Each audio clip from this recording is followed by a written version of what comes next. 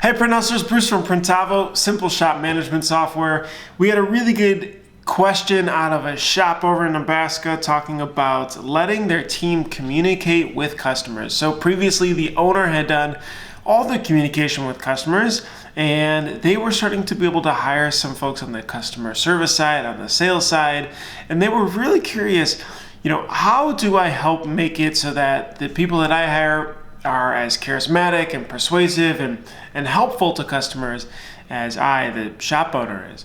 And that's a great question. And the reason is because it's something that everybody deals with, especially hiring your first few people that are very customer facing. And so I came up with 5 different things that I wrote back to him to be able to help him with his shop as he goes through this process, as we did the same thing too. Now at Printavo, we have 21 full-time team members right now at the company. And we really focused on everybody being okay to be able to interact with customers. And the reason is because on Facebook, you can interact with customers via email, at trade shows, all of that. So it's so important that we have the right people that are ready to do that. And so that is number 1, having the right people and the right foundation. If you don't have the right person in at that spot on the ground level, you're not really going to be able to train them to be able to interact with customers right? If they're brash, if they don't have a good emotional IQ and kind of sense what's going on around them, if they're not the type of person that's patient or empathetic with others, if they're not the type of person that would maybe think to get somebody a water bottle if they're waiting, for somebody else. So I think being able to sense that you have the right people is so crucial. We heavily test specifically for patience and empathetic qualities when we interview. And the way we do that is we do 2 things. Number 1, we have a project-based interview, especially for customer-facing folks that are interacting on our customer care team with our shops. And the way we do that is they will have to answer a lot of different questions about how would you handle this situation if you were interacting with a customer. There are questions like, a customer is asking for a coupon, how do you tell them no? A customer wants lower pricing, how do you tell them no? Depending on how they respond to that, you can start to get a sense for that.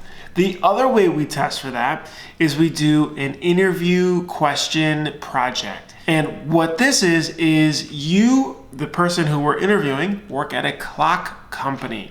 They make clocks. And we're saying that you work as a sales rep at that clock company, and I'm going to be a potential customer that calls in. And the goal here is that I want to try to push them to see how they handle it. Now, everybody knows what clocks do, so they can be able to sell a clock. It's very easy, or be able to just answer questions about it.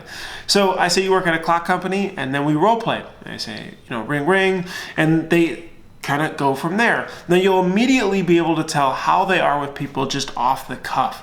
Remember, they're not going to be able to answer all the questions even working for you. So this is great practice for you to be able to see how they do in a kind of impromptu situation, Are they making things up, or are they putting you on hold to go find out the real answer? Are they giving you, well, this should, or this could help you, or this will be able to help you type of answers? Are they patient? One thing I do, especially at the end of that call, I ask for pricing, and I also say, I'm just looking for a new clock to be able to help wake me up. Something very general. Do they ask great questions to be able to sift out am I actually looking for? I think all of those things really help. And then the last thing I do at the end of the call is I hang up abruptly. So I say, I'm sorry, I actually have to go. Do they ask for the person's phone number and name to be able to call back later? And so that's why finding out the value and characteristics of them as a core person is very important. The next thing we do is, if we have the correct person in, we created this system called TAR. I've talked about this before, but TAR, T-A-R, is the acronym for thanks, acknowledge, and resolve. So thank you. You thank the person for the question, no matter if they're calling in, writing in, walking in. Oh, thanks for asking us about that. Acknowledge the question.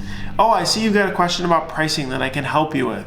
And then resolve. That's the last part. So fix the problem and be sure about the solve that you have. When you write into support, you don't want a could or this should help. That doesn't sound good. That's not helpful. Well, that's the same thing. And so we practice that TAR principle. We printed it out. We put it on the wall. It's all there for everybody to see. The next piece about it is we treat it like we're in a high-end restaurant. When you go into a restaurant, there's a couple different options of things that can happen, right? If you go into the host stand and you're waiting to be greeted or taken to your table or given a menu, there's a couple different things that could go down.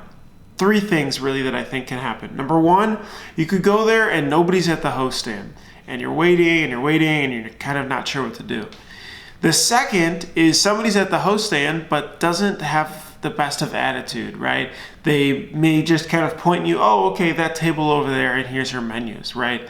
So it's okay, but it doesn't get you very excited about eating there.